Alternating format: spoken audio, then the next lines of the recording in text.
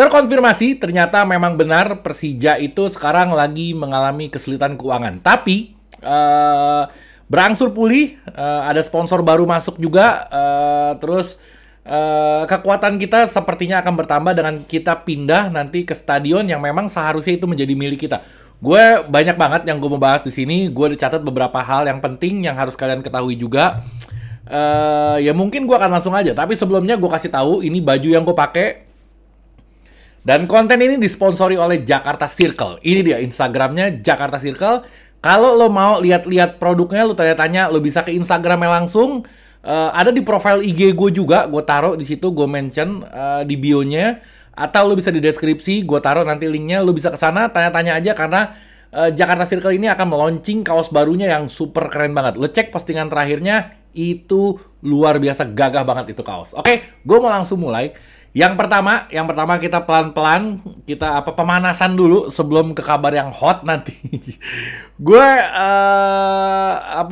seperti kita ketahui kalau fix sudah Persija Jakarta hanya mendatangkan satu pemain dan mengeluarkan beberapa pemain. Oke, kenapanya gue mungkin akan menjawab di video ini. Oke. Jadi pemain itu ya Gustavo Almeida yang baru debut ternyata cedera, disayangkan. Dan kenapa pemain-pemain kita sebagian ada yang keluar? Karena menurut Prapanca itu itu yang dibutuhkan sama pelatih. Jadi nggak ada manajemen bisa, ini menurut penuturan dia ya, nggak ada yang bisa memutuskan tentang masuk dan keluarnya pemain selain dari pelatih itu sendiri. Jadi ini murni keputusan pelatih. Mungkin dengan keluarnya beberapa pemain ini dianggap karena squad kita terlalu gemuk, terlalu banyak pemainnya. Bahkan mungkin bener juga karena apa? Karena gue ketemu Maman Abdurrahman waktu itu, terus gue tanya sama dia, kok nggak main? Gue bilang cedera atau kenapa nih? Pas lagi pertandingan apa gitu, dia nggak di bench pun dia nggak ada gitu. Terus dia jawab, enggak, gue nggak cedera, tapi ini rotasi aja, giliran. Gue bilang, hah? Kok giliran gitu? Harusnya kan skuad utuh dibawa, mau dimainin mau nggak dimainin, tapi dia harusnya kan dibawa ke lapangan. Nah dengan ada giliran gini berarti kan over. Pemain kita kan terlalu banyak. Nah mungkin dasar dari itu Thomas Doll mengeluarkan beberapa pemain yang memang nggak dibutuhkan sama tim. Kayak Dandi nggak dibutuhin sama tim, makanya dia dikeluarkan. Gue nggak tahu statusnya dia transfer atau pinjam. Kayaknya transfer ya, ke Rans United, Rans Nusantara atau apa itu namanya, ke Rans intinya. Selain itu ada Nico juga. Nico itu dia ke PSIM Jogja. Nah ini gue kalau ngelihat Nico ini sayang ya, bukan sayang. Sayangnya gini, gue senang dia keluar. Senang dalam artian karena ini anak bagus mainnya, di usia muda juga. Sama halnya kayak gue ngelihat Frankie Misa, terus kayak gue ngelihat Ginanjar. Jadi ini anak potensi, tapi sayang dengan usia emas itu yang harusnya dia bisa berkembang, tapi dia nggak dapat kesempatan bermain gitu. Nah makanya dia dengan klub barunya mungkin dia akan main reguler. Ini akan nambah skill dia nanti, dia kalau balik lagi ke Persija, dia bisa ngebantu Persija. Sayangnya tadi apa? Maksud gue sayangnya adalah ke Liga 2, bukan di Liga 1. Harusnya kalau di Liga 1 agak kompetitif ya, dia agak lebih berkembang lagi dibanding di Liga 2 gitu. Sayang aja, itu yang disayangkan. Tapi di lain sisi ada positifnya, di lain sisi ada negatifnya. Keputusannya tepat apa enggak? Tepat banget, karena kita kebanyakan pemain yang cuman mubazir duduk di bangku cadangan. Gue sayang ya, kalau misalkan pemain yang udah senior di cadangan, ya oke lah. Dia ada dibutuhkan dari sisi mental, dari sisi aura tim, dan segala macam. Tapi kalau di usia muda dia cuma duduk di bangku cadangan, bahkan ya Nico ini dia cuma main 6 kali, dan semuanya itu dari bangku cadangan. Sayang banget kan? Sayang banget. Ini anak potensi, anak baik, anak potensi, sopan, alim lagi. Sayang. Jadi gue happy untuk dia. Semoga dia bisa berkembang di sana dan dia balik lagi ke Persija bersama teman-temannya yang dipinjemin ini, dan dia menjadi generasi emasnya Persija mungkin di masa yang akan datang. Oke. Lanjut ke yang berikutnya. Panca yang tadi gue sambungin, Prapanca mengonfirmasi kalau memang iya, dia bilang ditanya sama wartawan, dia bilang iya kita ada krisis keuangan. Gue juga kaget dia ngejawab kayak gitu, tapi ya mungkin ya apa adanya aja, memang dia ada krisis keuangan. Tapi dia bilang ada sponsor yang masuk kan, terus kalimatnya tapi lucu, dia bilang ada sponsor yang masuk kalau nggak salah, dia bilang. Jadi mudah-mudahan itu bisa memperkuat kami dalam hal finansial sampai akhir musim. Nah ini kalimat kalau nggak salah, gue agak heran deh. Gue telusuri perusahaan yang nyponsorin itu, kalau nggak salah itu ada salah satu komisarisnya juga Pak Panca juga gitu. Nanti kalau gue ketemu fotonya gue tampilin di layar deh. Gue sekarang lagi mau rajin-rajin ngedit nih. Soalnya lucu banget, dia bilang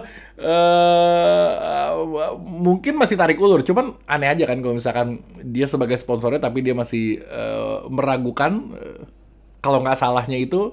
Ya mungkin ini hanya pembedaraan kata aja supaya belum dipastikan karena mungkin belum taken atau apa. Cuman yang pasti ada sponsor baru yang bisa menghidupi Persija sampai ke akhir musim. Banyak sponsor-sponsor utama yang meninggalkan Persija.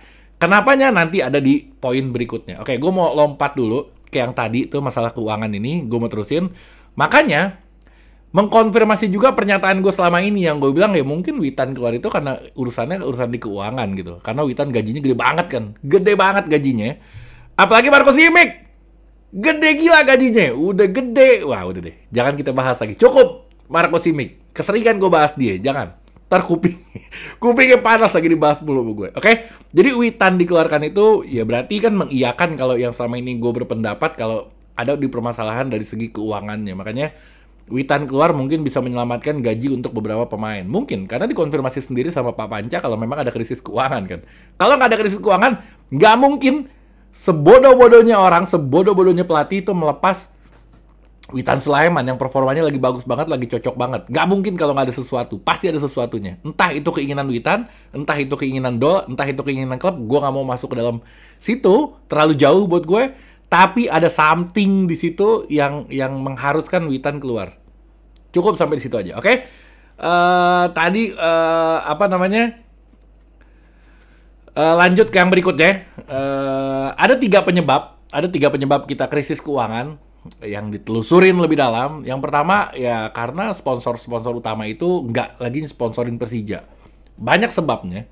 Kenapa dia nggak sponsorin Persija lagi? Mungkin jadi kita gini ya, kita selain mendukung pemain di lapangan, kita juga mesti mendukung programnya Persija juga sih. Sekarang kalau misalnya ada sponsor, ternyata sponsor itu dia mendukung Persija dan nggak berefek apa-apa buat dia, itu gue kalau sebagai sponsor pun gue akan kabur gitu. Nah maksud gue gini, misalkan ada sponsor Persija yang kaos itu ternyata nggak dibeli sama kalian, ya dia ngapain sponsori Persija kalau nggak ada penjualan di situ kan? Nah itu kita harus bantu juga. Kalau kita mau beli bajunya ya kita beli baju yang official dari si Persija yang sponsorin itu. Jadi dia tetap bertahan, tetap betah dan dia tetap bisa membiayai klub. Terus jangan ada apa namanya bulian, jangan ada bulian ke sponsor lah atau ke komen-komen di Persija. Tapi susah sih, memang lu mesti menang dulu. Kalau kalah lu nggak bisa hindarin, lu mau menyadarkan berapa ratus ribu orang, susah. Jadi gue tadinya mau mikir kayak gini, jangan ada kalimat-kalimat negatif di kolom komentar yang bisa bikin sponsor itu khawatir. Kok ternyata pada kayak gini sih penontonnya, beli enggak tapi malah pada ngomel-ngomel kayak gini. Nah, di lain sisi, gimana caranya kita bisa nggak ngomel? Ya lu menang kan kayak gitu.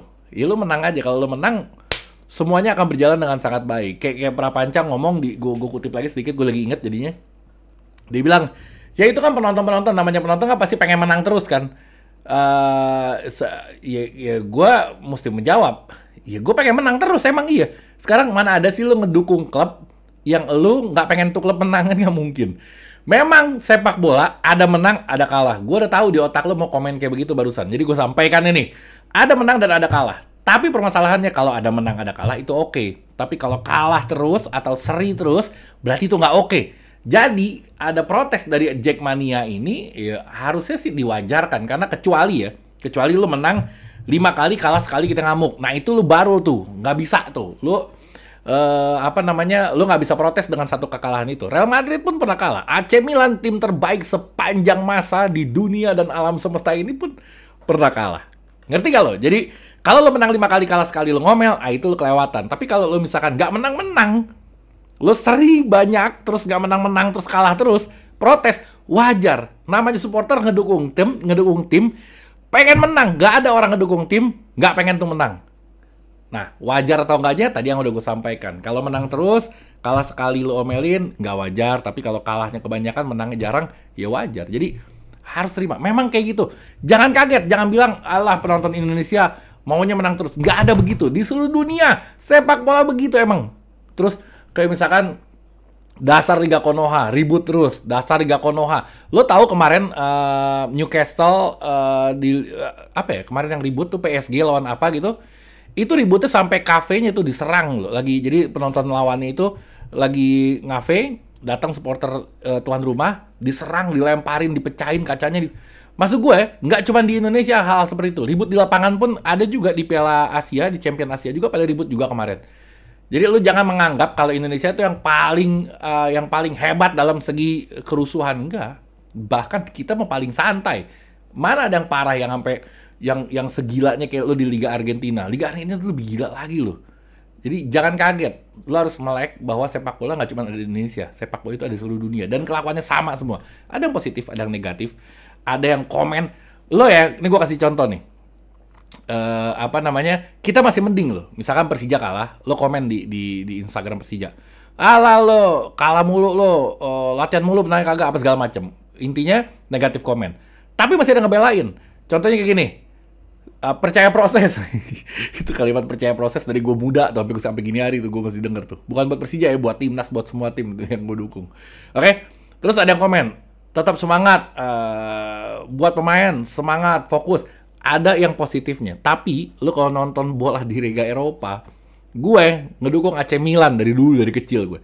Kalau kalah, itu kolom komentarnya full, semuanya negatif. Bukan dari Italia doang, dari seluruh dunia komentarnya. Jadi hampir sedikit gue lihat yang positif. Kita masih beradab, masih mending kita dibanding sepak bola di luar sana gitu, apalagi Amerika Latin. Jadi jangan kaget. Gue suka bingung sama lu yang pada kaget ngeliat sepak bola di Indonesia. Padahal sama aja, cuma bedanya dia pakai bahasa Inggris, kita pakai bahasa Indonesia, itu doang udah. Oke, lompat lagi gue. Jadi lo kalau misalkan apa namanya, gue suka lompat. Yang pertama tadi masalah krisis Persija, gue balik lagi, gue ulangin lagi dari awal. Masalah yang sponsor itu kabur, sponsor utama bahkan yang kabur. Terus yang kedua permasalahannya karena kita jadi musafir juga, pindah-pindah stadion, nggak jelas, kita nggak punya stadion yang inti, atau KJIS atau KGBK. Terus program Persija pun yang ketiga menjadi berantakan karena nggak jelasnya itu. Jadi misalkan sponsor pengen taruh brandnya di sini, brandingannya, tapi ternyata minggu depan pindah lagi, minggu depan segini lagi, minggu depan jadi nggak jelas. Itu yang mengakibatkan pada intinya sponsor meninggalkan Persija, dan itu menjadi tiga hal yang menurut gue tiga hal yang membuat Persija ada segi krisis keuangannya. Bukan kata gue krisis, tapi kata presidennya sendiri krisis. Oke. Gue mau lompat lagi sekarang. Nanti gue akan bahas stadion di akhir. Gue mau lompat ke masalah Gustavo Almeida yang tadinya mau debut sebentar. Sebelumnya dia di tim lamanya debutnya hat-trick kalau nggak salah. Tapi di Persija debutnya cedera, hamstring. Thomas Doll bilang kayak gini, semoga dia nggak serius cederanya. Dan dia berharap juga lawan Persita besok juga udah bisa dimainin. Dan itu keputusan yang tepat ketika mengeluarkan dia dari lapangan, karena kalau telat sedikit aja mungkin dia bisa cedera yang sangat panjang. Tapi dia sakit itu kalau nggak salah hamstring cederanya. Nah hamstring ini cedera yang nggak yang serius. Kenapa? Karena waktu itu Hansamu aja pernah cedera. Itu kalau nggak salah ya sampai 4 minggu. Simic juga pernah waktu itu, lama banget. Dan ini prediksinya itu 4 minggu, berarti sebulan dia mesti menepi dan dia mesti adaptasi lagi. Kayaknya lama banget, mungkin di Januari bisa tampil. Tapi menurut tim dokter udah lapor ke Doll, soalnya Thomas Doll bilang di media kayaknya cederanya nggak serius dan dia kemungkinan dia bisa main di next match. Berarti lawan Persija tanggal 3 ini kemungkinan besar dia bisa main. Mudah-mudahan aja, amin. Berarti keputusan Thomas Doll mengeluarkan dia dari lapangan itu udah udah sangat amat tepat. Telat sedikit, panjang urusannya cederanya. Oke? Terus yang berikutnya Persija akan pindah ke stadion, itu fix juga. Persija akan pindah dari Patriot. Karena apa? Karena Patriot ini akan direnovasi, dan ini adalah programnya pemerintah di bulan Januari, di awal tahun, ngomongnya mungkin Januari Februari. Dan Persija sebenarnya masih ada kesempatan untuk pakai Patriot 2 kali lagi. Lawan Persita Tangerang dan lawan PSS Sleman sebenarnya. Tapi dikonfirmasi lagi sama Persija di postingannya kalau kita akan pakai Stadion Gelora Bung Karno. Memang GBK ini selalu mempesona. Gue happy-nya ini ketika mau nonton di GBK tuh luar biasa. Gue nggak tahu kenapa gue gila banget sama GBK. Walaupun nanti ada JIS. Nanti gue bahas urusan GBK sama JIS setelah yang ini nih. Dan yang pasti kita di Januari nggak akan bisa pakai Patriot lagi. Ya memang harusnya nggak di situ kita. Itu kan di Bekasi. Kita kan Jakarta Persija ini. Jadi Disayangkan aja kalau kita mesti jauh-jauh ke Bekasi, walaupun angker untuk Persija Jakarta si Patriot itu ya. Oke. Yang berikutnya masalah JIS. JIS ini apa namanya? Sepertinya akan menjadi kandang Persija, bukan cuman kandang sesekali, tapi kemungkinan besar ada kemungkinannya menurut pemerintah DKI Persija tuh dibolehkan untuk berkantor di sana. Jadi mesnya di sana mungkin ya, kantornya di sana, mainnya di sana, latihannya di sana, mungkin. Gue antara JIS dan GBK nggak tahu kenapa gue nggak tahu kenapa gue lebih berkali-kali gue ucapin ini, gue lebih suka GBK, nggak tahu kenapa itu gue. JIS gue udah nonton Piala Dunia U17 kemarin gue nonton, dari parkirannya hancur lebur, nggak enak banget. Parkirannya udah hancur lah. Memang, gue tahu juga lo bakal komen kayak gini nih, bang itu didesain stadion itu untuk memanfaatkan transportasi umum, jadi memang bukan buat parkiran. Oke. Ini bukan di Eropa. Kalau di Eropa lo terintegritas tuh antara dari rumah lo naik bis, lo naik kereta, lo naik tram sampai. Tapi di kita belum siap kayak gitu. Kita masih, bisnya aja masih terbatas, keretanya belum ada, transportasi umumnya juga masih terbatas. Jadi sebenarnya kita belum siap untuk hal itu. Tujuannya bagus banget. Mungkin 5 tahun ke depan, 3 tahun ke depan paling cepat kita siap. Tapi untuk kali ini, gue kan nonton di sana.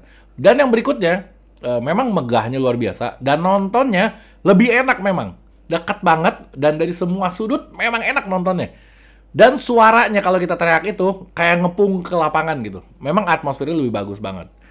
Tapi panasnya luar biasa. Jadi kayak nggak ada hawa. Kalau GBK itu masih adem. Karena banyak bolong-bolong. Kalau JIS itu panas luar biasa. Dia kan hampir ketutup plat semua itu sekeliling stadionnya. Dan memang panas banget. Jadi nggak ada hawa, nggak ada udara gitu. Sangat amat panas. Itu kekurangannya JIS menurut gue. Nah, GBK nggak tahu kenapa gue, dari mulai masuknya, dari mulai parkirnya, dari mulai jalan di pelatarannya, dari mulai masuk ke stadionnya, GBK tuh nggak tahu, enak aja gue. Mungkin karena kita dari dulu udah di situ kali ya, jadi bikin GBK tuh kayaknya spesial banget gitu. Nah, kalau gue begitu, gue nggak tahu lo GBK atau JIS, gue pernah nanya ini tapi nggak apa-apa, lo jawab aja. Lo condong yang mana gitu? Kalau gue udah nyobain keduanya, gue condong GBK. Walaupun JIS juga oke banget gitu. Tapi kalau disuruh milih, mendingan GBK sih kalau gue. Oke? Cukup sekian. Terakhir gue ingatkan sekali lagi, video ini disponsori oleh, ini dia, Come On You Tiger. Sebenarnya ada belakangnya. Ini belakangnya juga keren. Nanti lu lihat lah koleksi-koleksi banyak banget. Ada di Instagramnya. Gue taruh di link deskripsi ini. Atau lu ke Instagram gue, Persija Insight. Di bio gue taruh Instagramnya JKT Circle. Lo DM aja, lo tanya-tanya. Keren gila. Oke? Sekian dari gue. Assalamualaikum warahmatullahi wabarakatuh.